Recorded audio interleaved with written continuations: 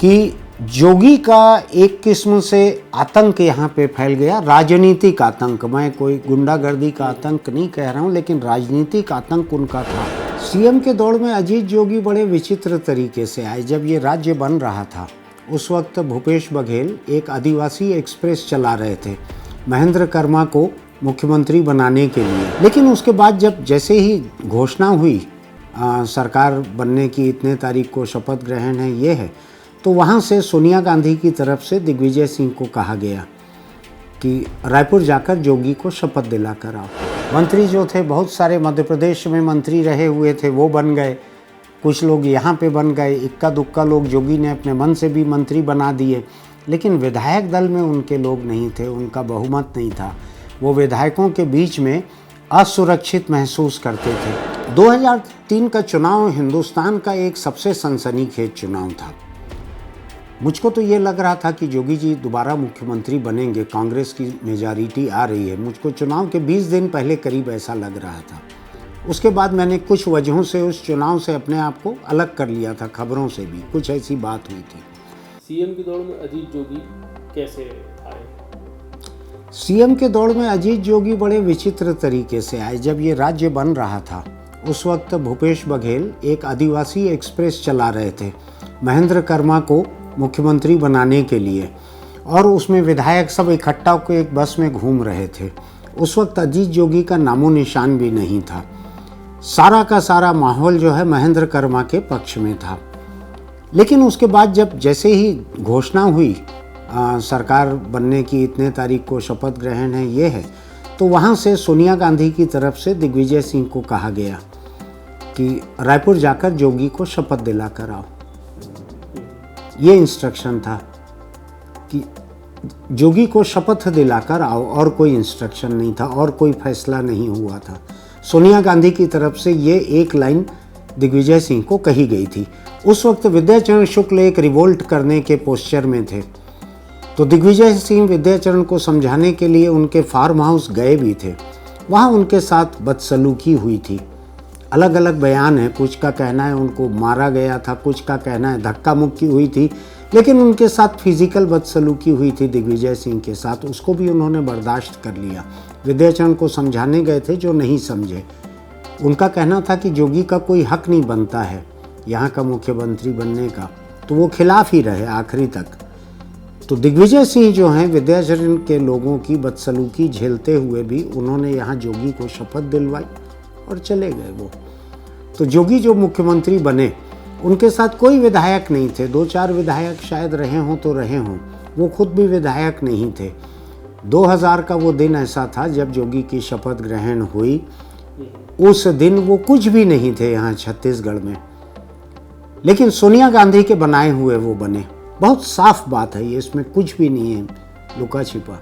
इस पे कोई डिस्कशन हुआ हो, इनसाइड कुछ रहे हो? इस पे कोई भी डिस्कशन नहीं हुआ। जब दिग्विजय सिंह को ये कहा गया सोनिया गांधी की तरफ से, मेरी व्यक्तिगत बातचीत के आधार पे मैं बतला रहा हूँ, जब कहा गया और उन्होंने कहा कि बनाना ठीक नहीं रहेगा, हमको वहाँ पे महेंद्र कर्मा या जो भी नाम उन्होंने कहा होगा उनको बनाना चाहिए, विधायक हमारे इतने हैं, वहाँ पे शायद 48 विधायक थे यहाँ कांग्रेस के, तो हमको अपने विधायकों में से बनाना चाहिए, इतने सीनियर विधायक हैं ये वो।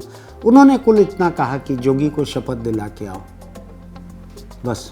इसके बाद जो एक घटनाक्रम हुआ, विधायक खरीद फरोख्त के नाम से जाना गया, इसने किस तरह की सियासत को जन्म दिया, किस तरह के सियासी नेगोशिएशन को जन्म दिया, ये क्या करते हैं? देखिए, ये हुआ ये था कि जोगी चूंकि विधायक भी नहीं थे, जोगी विधायकों की पसंद भी नहीं थे, तो जोगी की एब्सोल्यूट माइनॉरिटी थी विधायक दल में।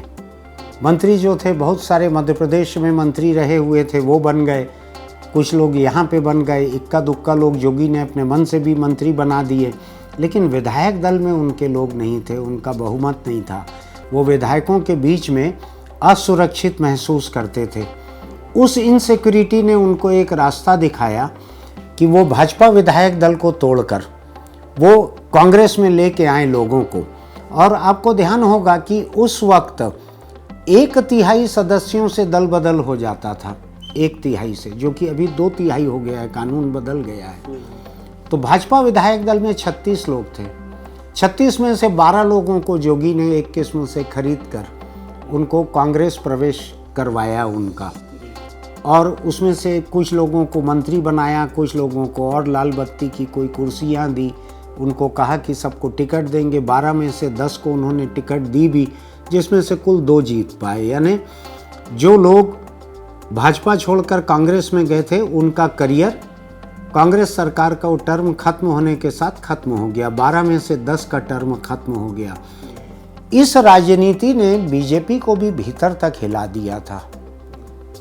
ये लग रहा था कि उस समय अटल बिहारी की सरकार थी दिल्ली में, और यहाँ पर जिस अंदाज में तोड़फोड़ हुई थी भाजपा विधायक दल में, रातों रात जिस तरह से हुई थी, तो बीजेपी हिल गई थी बुरी तरह से।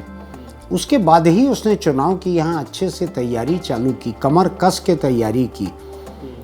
तो एक राजनीति बदली ये इस खरीद फरोख्त के बाद में, कि जोगी का एक किस्म से आतंक यहाँ पे फैल गया, राजनीतिक आतंक। मैं कोई गुंडागर्दी का आतंक नहीं कह रहा हूँ, लेकिन राजनीतिक आतंक उनका था।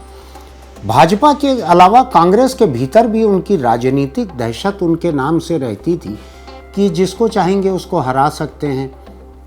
सतनामी वोटों के बीच में इनकी गहरी पैठ है, उनका उपयोग करके अपने पार्टी के लोगों को भी हरा सकते हैं। ये बात के कई चुनावों तक ये रहा। तो जोगी ने ये जो कांग्रेस विधायक दल के भीतर अपना एक समर्थन खड़ा करने के लिए भाजपा से लोगों को लेके आए, वो तो जोगी के प्रति निष्ठावान थे, लॉयल थे। तो वहाँ से राजनीति बदली, वहाँ से भाजपा ने अपनी कमर कसी, वहाँ से भाजपा ने कहा कि जोगी के मुकाबले लड़ना तो पड़ेगा, नहीं तो पार्टी को खत्म कर देगा। उसके बाद ही यहाँ पे वो चुनाव लड़े। मैं ये नहीं कहता कि वो अपनी कोशिशों से ही रमन सिंह की सरकार बना पाए, कई वजह रही होगी, जिसमें से एक वजह उनकी अपनी मेहनत रही होगी, एक वजह जोगी सरकार की कई किस्मों की बदनामी रही होगी, कई चीज़ें हो सकती है इसमें। बहुत सारे मोर्चे, वो शौकीन थे इसके, बहुत ही हाई वोल्टेज पॉलिटिक्स करते थे। मैंने उस वक्त 2003 के चुनावी नतीजे के बाद देश की किसी एक मैगजीन में लिखा था कि अगर एक शहर से दूसरे शहर जाने के लिए हाईवे भी बना हुआ है अच्छा, तो भी जोगी मानो बिजली के तारों से लटक के जाएंगे। उनको हाई वोल्टेज पॉलिटिक्स पसंद थी, तो वो सीधे सीधे काम नहीं करते थे। वो यानी उनके लिए ये आसान था कि 48 कांग्रेस विधायकों में से किसी एक से इस्तीफा दिलवा के वहाँ वो बाई इलेक्शन लड़ लेते, क्योंकि मुख्यमंत्री बने थे तो विधायक नहीं थे वो। लेकिन मैंने जब उनसे पूछा था, उन्होंने कहा था जरूरी थोड़ी है सुनील जी कि कोई कांग्रेस विधायक ही मेरे लिए सीट खाली करे, कोई बीजेपी विधायक भी कर सकते हैं। तो मैं हैरान भी हुआ था, मुझको अंदाज नहीं था कि वो सच बोल रहे थे। ये कितने दिन पुरानी बात रही होगी? ये सरकार बनते ही तुरंत, क्योंकि सरकार बनते ही बात हुई कि 6 महीने के भीतर विधायक बनना है। मेरा उनके साथ बहुत अच्छा रैपो था, बहुत उठना बैठना था उनके साथ मेरा। तो मैंने उनसे पूछा था इसी बात को, तो उन्होंने कहा था जरूरी थोड़ी है कि मेरे लिए कोई कांग्रेस विधायक ही सीट खाली करें, बीजेपी विधायक भी कर सकते हैं। तो हुआ ये कि जिस दिन रामदयाल उइके ने उनके लिए सीट खाली की, उस दिन सवेरे 6-7 बजे सीएम हाउस में उन्होंने मुझको जोगी जी ने फ़ोन करके बुलाया और मिलवाया कि ये रामदयाल उइके हैं, ये मरवाही के विधायक हैं, ये मेरे लिए सीट खाली कर रहे हैं, भाजपा के विधायक हैं ये। तो उन्होंने वो करके दिखाया जो उन्होंने मुझको निजी बातचीत में कहा था। तो वो सीधे सीधे काम करने में उनको मज़ा नहीं आता था, वो हाई वोल्टेज पॉलिटिक्स करते थे, एडवेंचरस पॉलिटिक्स करते थे वो। इसके बाद जब चुनाव में आते हैं 2003 में जी, वो सिनेरियो क्या था, कैसे वो घटनाक्रम घट रहे थे? 2003 का चुनाव हिंदुस्तान का एक सबसे सनसनीखेज चुनाव था। मुझको तो ये लग रहा था कि जोगी जी दोबारा मुख्यमंत्री बनेंगे, कांग्रेस की मेजॉरिटी आ रही है। मुझको चुनाव के 20 दिन पहले करीब ऐसा लग रहा था। उसके बाद मैंने कुछ वजहों से उस चुनाव से अपने आप को अलग कर लिया था, खबरों से भी कुछ ऐसी बात हुई थी। तो जिस तरह से नतीजे आए और जिस तरह से भाजपा को मेजॉरिटी मिली, जितनी मेजॉरिटी मिली, जैसी मेजॉरिटी मिली, उसके बाद जो कुछ हुआ उसमें बलीराम कश्यप जो बस्तर के सांसद थे, भाजपा के एक सबसे सीनियर सांसद थे वो बस्तर के, जो केदार कश्यप अभी हैं इनके पिता थे वो, उनके साथ में एक सौदा करके अजीत जोगी ने जिस तरह से भाजपा की सरकार बनने से रोकने के लिए। जिस तरह से उनके विधायकों को तोड़ के अपने विधायकों का समर्थन दे के और एक अलग सरकार बना दी जाए, ये बिल्कुल ही अवांछित काम था। कांग्रेस भाजपा के बिना बिना यानी उसमें भाजपा के भी किसी हाईकमान की मंजूरी नहीं थी। वो तो hyper local vernacular hyper local था वो। बलीराम कश्यप, वीरेंद्र पांडे, इन लोगों के स्तर पर ही वो बातचीत चल रही थी। बाद में वीरेंद्र पांडे ने देश के कुछ नेता जो यहाँ आए हुए थे उनको कॉन्फिडेंस में लिया था, लेकिन कांग्रेस के तरफ से किसी की मंजूरी नहीं थी। और जोगी ने उस समय राज्यपाल को जो चिट्ठी लिख के दी थी उसमें उन्होंने कांग्रेस की तरफ से दे दिया था कि हम बलीराम कश्यप का समर्थन करते हैं, ऐसी एक चिट्ठी है अस्तित्व में। तो ये पूरा घटनाक्रम इतना हाई वोल्टेज था। उसके बाद जिस तरह से नोटों के बैग लिए दिए गए, जिस तरह से उन नोटों को लेके रायपुर में वीरेंद्र पांडे जो भाजपा के नेता थे उस समय के संगठन के, और अरुण जेटली दिल्ली से उसी प्रेस कॉन्फ्रेंस को लेने के लिए आए थे, उन्होंने जिस तरह से मीडिया के कैमरों के सामने नोटों के बड़े बड़े बैग खोल के रखे दिखाए और बताया कि जोगी ने इस तरह से खरीदने की कोशिश की भाजपा के विधायकों को खुद की सरकार बनाने के लिए, नहीं एक तीसरी सरकार बनाने के लिए, तोड़ने के लिए। उन्होंने कॉल रिकॉर्डिंग सुनाई जोगी की, उन्होंने गवाह पेश किए। वीरेंद्र पांडे वहाँ बैठे थे, मुझको याद पड़ रहा है, अरुण जेटली के साथ में। उसके बाद हिंदुस्तान के इतिहास में ये पहला मौका था। जोगी चुनाव हार चुके थे तो उनको कायदे से राज्यपाल को अपना इस्तीफा दे देना था। तो वो एक कार्यकारी मुख्यमंत्री थे यहाँ के छत्तीसगढ़ के। एक कार्यकारी मुख्यमंत्री को उनकी पार्टी ने सस्पेंड कर दिया क्योंकि इन्होंने बातचीत में जो टेलीफोन रिकॉर्ड हुए थे उसमें सोनिया गांधी का नाम लिया था कि सोनिया गांधी से मैंने परमिशन ले ली है। अब एक दिक्कत ये आ रही थी कि अगर विधायक खरीद फरोख्त जैसे क्राइम में अगर सोनिया गांधी का नाम आ रहा है, उन्हीं की पार्टी का मुख्यमंत्री बोल रहा है, अगर वो आ रहा है नाम, तो ये एक क्राइम में सोनिया गांधी के इन्वॉल्वमेंट का खतरा था। इससे आप बात समझिए। और कुछ ही महीनों बाद लोकसभा के इलेक्शन थे। लोकसभा इलेक्शन दूर रहे, यानी एक अगर जुर्म दर्ज हो गया रहता सोनिया गांधी के खिलाफ यहाँ पे, तो पार्टी ने तुरंत ही जोगी को सस्पेंड किया। कहा कि पार्टी ने जोगी को ऐसी कोई अथॉरिटी नहीं दी थी कि कांग्रेस विधायकों की तरफ से ये समर्थन दिया जाए बलीराम कश्यप को। कुछ दिनों के लिए उनको बैन भी किया था, समय भी नहीं दिया मिलने का। समय नहीं दिया, नाराजगी थी। लेकिन आप देखिए सोनिया गांधी से उनकी जो प्रॉक्सिमिटी थी जिसके चलते हुए वो मुख्यमंत्री बने थे, सस्पेंड होने के बाद जो कुछ महीनों के भीतर ही जो लोकसभा का चुनाव हुआ, उस लोकसभा चुनाव में फिर उम्मीदवार थे वो कांग्रेस के, तो उनका निलंबन वगैरह सब आया गया हो गया, उनकी नाराज़गी वगैरह सब आई गई हो गई। तो उनका कुछ एक खास रैपो सोनिया गांधी के परिवार से, सोनिया गांधी से उनका दिखता है ऐसा।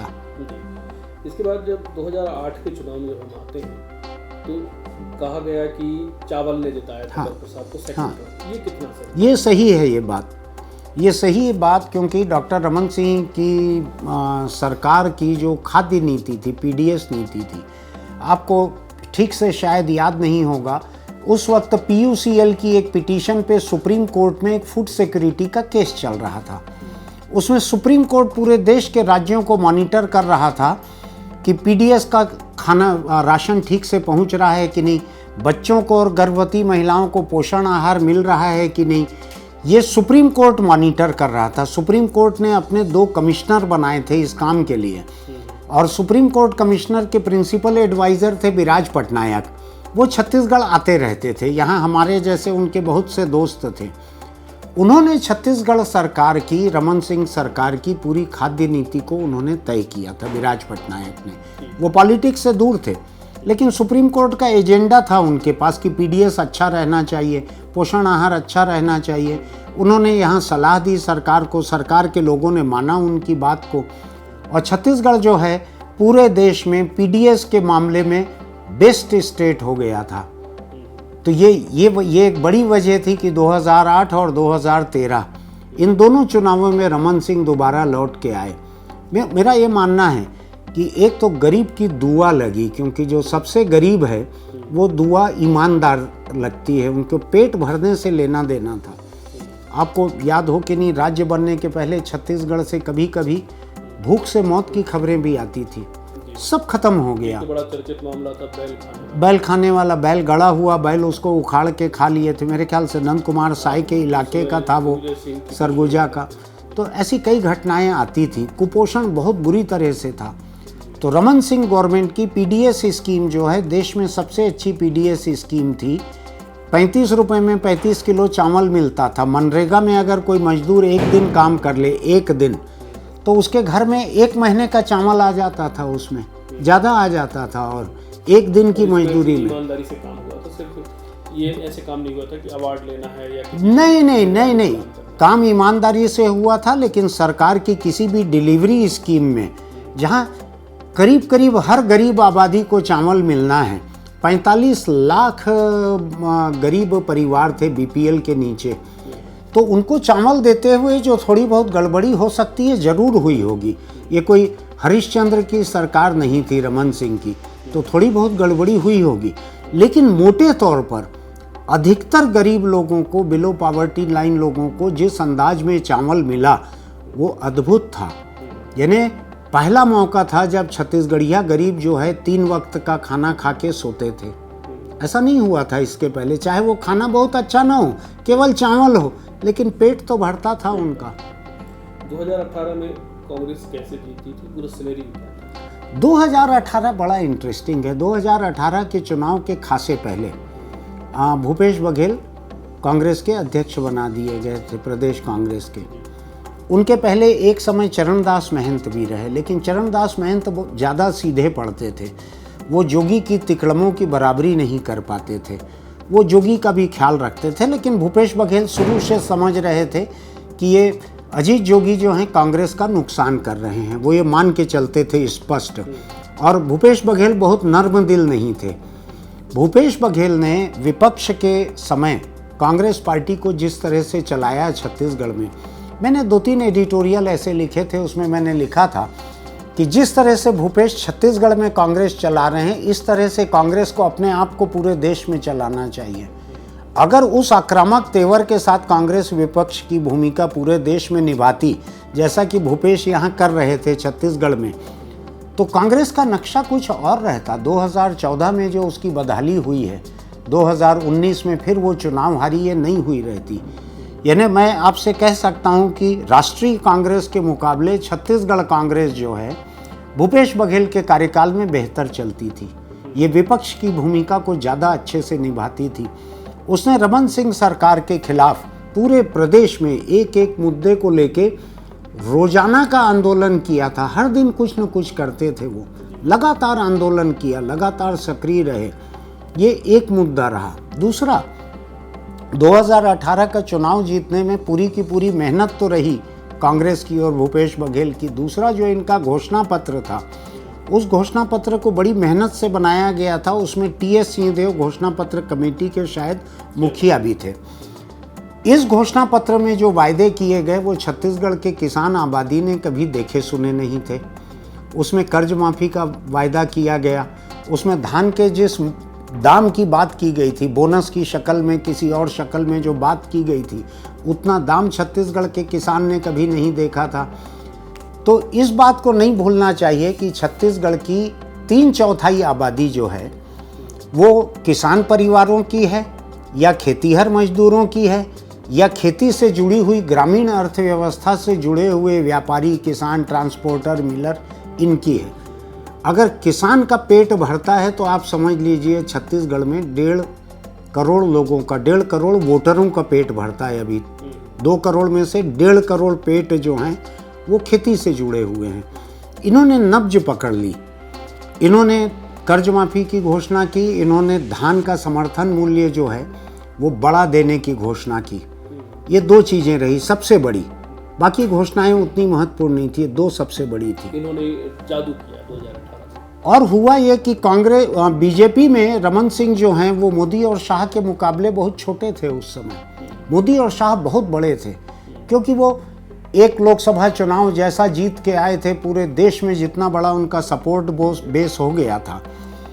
तो उन्होंने जब यहाँ से कहा गया कि साहब ये हमको कर्ज माफ़ी और ये धान का दाम बढ़ाना होगा, बोनस देना होगा, उन्होंने कहा हम इसमें से कुछ नहीं करेंगे, हमको छत्तीसगढ़ नहीं चलाना है, हमको पूरा देश चलाना है, हमारे बहुत सारे राज्य हैं। उस समय भाजपा के राज्य बहुत सारे थे। 14+ राज्य। हाँ, तो उन्होंने अपने बाकी जो 1.25 दर्जन राज्य थे उनका ख्याल रखते हुए यहाँ पे रेट बढ़ाने से और कर्ज माफ़ी से मना कर दिया।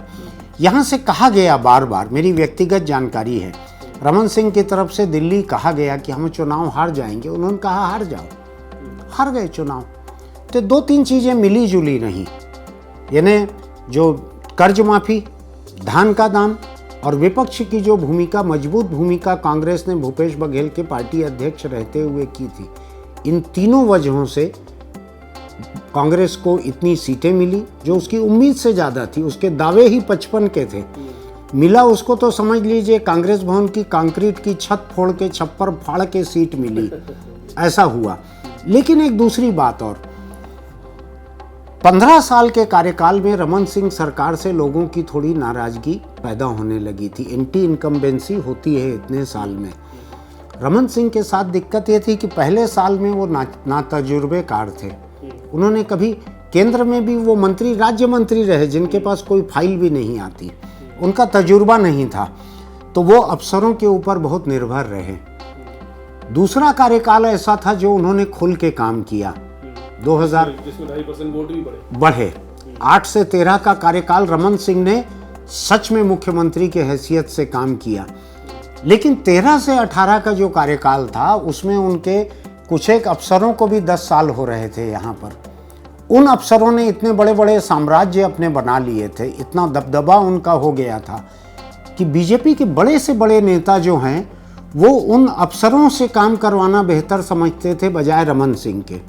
लोगों के बीच हंसी मजाक में या आधी गंभीरता आधी मजाक में बात होती थी कि रमन सिंह को काम बताया जाए तो पता नहीं हो या ना हो, लेकिन अमन सिंह को बताया जाए तो काम जरूर हो जाएगा। ये एक माहौल यहाँ पे रहता था। ऐसा कहते हैं कि भाजपा के बहुत सारे लोग जो हैं रमन सिंह के इर्द गिर्द अफसरों का जो एक पूरा का पूरा एक चारदीवारी खड़ी हो गई थी, उसको लेके बीजेपी के लोग नाराज थे, ऐसा कहते हैं।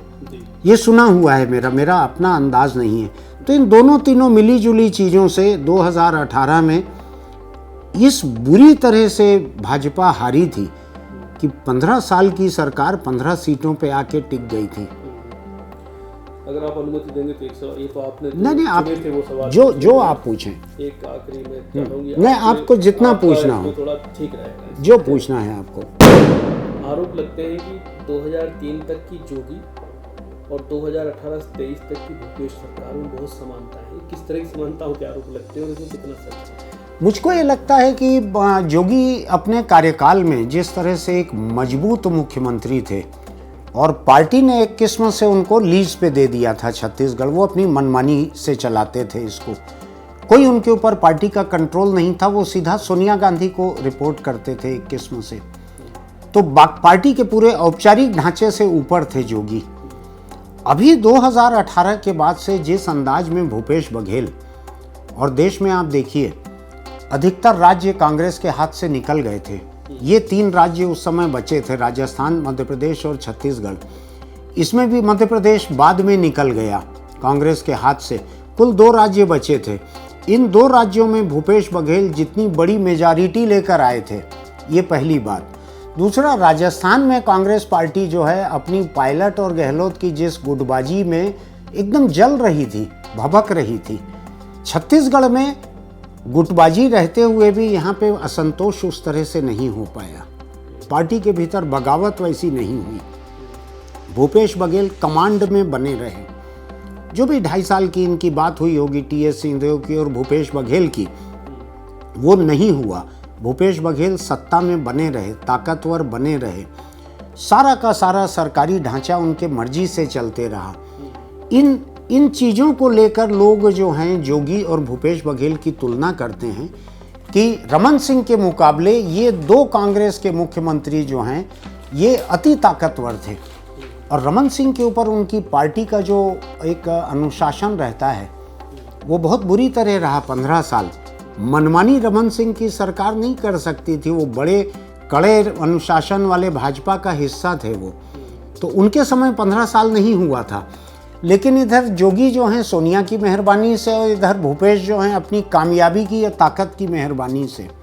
और कुछ स्थितियां ऐसी थी पूरे देश में, कांग्रेस पार्टी को अपना संगठन चलाने, जगह जगह चुनाव लड़ने, असम है, यूपी है, हिमाचल है, इन सब जगहों पे भूपेश बघेल की तरफ देखा जाता था कि ये पैसे का इंतजाम करेंगे, ये आके चुनाव लड़ेंगे, इनके साथी जो हैं भूपेश बघेल के ये चुनाव लड़ने में एक्सपर्ट हैं, तो ये इनका उपयोग पार्टी ने जगह जगह बड़े पैमाने पे किया, तो पार्टी इनसे उपकृत थी। भूपेश बघेल ने पार्टी के लिए ये बदनामी भी झेली कि छत्तीसगढ़ जो है कांग्रेस का एटीएम बन गया है। ये बदनामी भूपेश बघेल ने कुछ अपने वजह से झेली होगी, ज़्यादा पार्टी की वजह से झेली। तो ये कुल मिला के भूपेश बघेल जो है पार्टी को उपकृत कर रहे थे, पार्टी के सामने कामयाब होकर दिख रहे थे। ये दिख रहा था कि ये ओबीसी का एक बहुत बड़ा चेहरा बन के सामने आ रहे हैं। और बिहार का जो जाति जनगणना वाला हुआ, इसके पहले से ये सुगबुगाहट थी देश में कि ओबीसी की राजनीति जो है अब हावी हो रही है। तो भूपेश बघेल उसमें जवान थे, सेहतमंद थे, ओबीसी के थे। इन्होंने अपने जीवन में कांग्रेस कभी छोड़ी नहीं थी, जो कि जोगी, विद्याचरण, बहुत सारे लोग समय समय पे छोड़ चुके थे। तो भूपेश बघेल लायल भी थे, परिवार के लिए लायल थे, संगठन चलाने में छत्तीसगढ़ से जो हो सकता था और नहीं हो सकता था सब मदद करते थे। भूपेश बघेल की ताकत अनाप शनाप यहाँ पे बढ़ी, पार्टी के भीतर और यहाँ पर। तो कुल मिला के ये है कि जोगी की ताकत कुछ दूसरी वजहों से ज़्यादा थी, भूपेश बघेल की ताकत कुछ दूसरी वजहों से ज़्यादा है। लेकिन ये बात तय है कि बहुत सारी ताकत जो है वो कुछ किस्म का एक मनमानी का एक रवैया भी पैदा कर देती है, जो जिसके लिए आप आगाह कर रहे हैं। तो ये दोनों के साथ वो हुआ। आखिरी एक और मैं पूछ लेता हूं जी। आपसे, छत्तीसगढ़ की सियासत को अगर हम झीरम से नापते हैं, हाँ। तो प्री झीरम और पोस्ट झीरम क्या प्रभावित किया है? देखिए, इसने बीजेपी और कांग्रेस की संभावनाओं को प्रभावित नहीं किया, ठीक है। झीरम से एक ही चीज प्रभावित हुई, कांग्रेस पार्टी के भीतर का जो ओबीसी लीडरशिप थी, जो निर्विवाद रूप से नंद कुमार पटेल पार्टी के सबसे बड़े ओबीसी नेता थे, वो नहीं रह गए। उनके न रहने से ओबीसी लीडरशिप में एक वैक्यूम क्रिएट हुआ। उस वैक्यूम में ताम्रध्वज साहू, चरणदास महंत, भूपेश बघेल, इन सारे लोगों का कद बढ़ा। मैं ये नहीं कहता कि इनमें से किसी का कोई योगदान था, सारे लोग दुखी थे। ये सारे लोग नंद कुमार पटेल से अच्छे संबंध वाले थे। मैं किसी साजिश के तरफ इशारा नहीं कर रहा हूँ, लेकिन हकीकत तो यही है कि जब कोई जगह बनती है तो नीचे के लोगों को आगे बढ़ने, ऊपर आने का मौका मिलता है। उसने कांग्रेस के भीतर ओबीसी लीडरशिप का जो वैक्यूम क्रिएट किया झीरम ने, उसकी वजह से इस पार्टी की इंटरनल पॉलिटिक्स जो है ये पूरी तरह से बदल गई। कम से कम ये 3 ओबीसी लीडर जिनके नाम मैंने गिनाए हैं और जो 2018 में मुख्यमंत्री पद के लिए कंसिडरेशन जोन में माने गए थे, इन तीनों का कद जो है बढ़ा। मैं फिर इस बात को रिपीट करना चाहता हूं कि नंद कुमार पटेल से इन सब के संबंध अच्छे थे, नंदू भैया बोलते थे ये लोग, वो एक अलग बात है, अच्छे थे, सब संबंध अच्छे थे। लेकिन होता यह है कि परिवार में पिता गुजर जाता है तो बच्चों को सब काम संभालने का एक मौका मिलता है, उस तरह से इन लोगों को मौका मिला। लेकिन कांग्रेस और बीजेपी के बीच उससे शक्ति संतुलन कुछ बदला हो झीरम से, ऐसा मुझको नहीं लगता है। सोशल पर, समाज पर, छत्तीसगढ़ की एक आम सियासत पर कुछ असर दिखाई? नहीं, मुझको नहीं दिखता है। मुझको लगता है कि वो एक नक्सल हमला था। अब सुप्रीम कोर्ट ने अभी एनआईए के खिलाफ फैसला दिया है, छत्तीसगढ़ सरकार उसकी और जांच की घोषणा कर रही है। अगर कांग्रेस की गवर्नमेंट वापस बनती है तो ये उस जांच को शुरू करेंगे अपने स्तर पर। एनआईए हार चुकी है सुप्रीम कोर्ट तक, ये एक अलग बात है। ये इनका क्या फैसला है, मैं उसके मेरिट पे टिप्पणी करना नहीं चाहता। लेकिन छत्तीसगढ़ के चुनावों पर झीरम ने ऐसा कोई असर नहीं डाला।